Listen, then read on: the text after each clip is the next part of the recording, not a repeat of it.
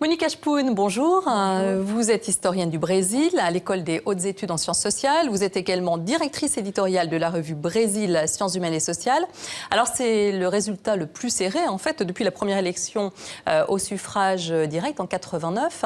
Comment expliquez-vous que Dilma Rousseff ait finalement pu être réélue mais de justesse? Il y a eu plusieurs facteurs.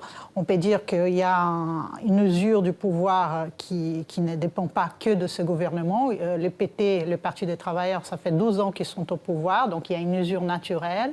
Il y a aussi le fait que les affaires de corruption ont un peu atteint son image. Les manifestations de l'année dernière ont été très, très importantes. Une insatisfaction un peu diffuse, mais quand même réelle. Là aussi, ça a terni son image.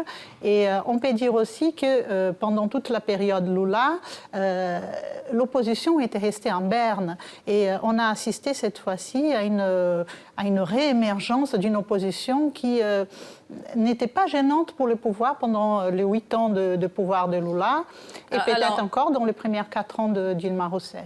Alors une opposition qui est localisée notamment dans la région de Sao Paulo, puisqu'on a vu que cette région a voté majoritairement pour le centre droit, alors que le Nord-Est a voté pour Dilma Rousseff. Comment expliquez-vous cette césure géographique ?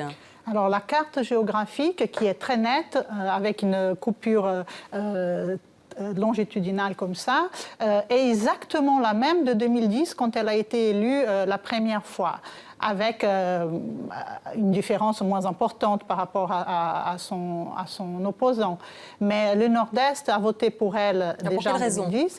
Ce sont les États les plus pauvres du pays où une plus grande partie de la population est bénéficiaire des programmes sociaux et cette population vote en masse. Mais il faut dire aussi que traditionnellement, le Nord et le Nord-Est votent pour le gouvernement fédéral. Ils votaient à droite aussi quand le gouvernement était à droite. Donc ce n'est pas uniquement à cause des programmes sociaux.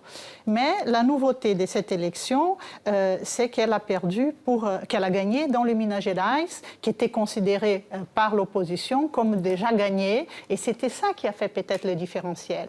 Ils ont considéré, parce que A.S. Neves était l'ancien gouverneur de Minas Gerais, il était bien évalué, et son parti a fait l'erreur de considérer que c'était déjà donné, et ils ont un peu négligé. Ils ont considéré qu'ils allaient avoir une grande victoire dans les Minas Gerais, avec 2 millions, 3 millions de voix en plus. Ils en ont eu 500 de moins. Et ça a été le différentiel, puisque c'était juste.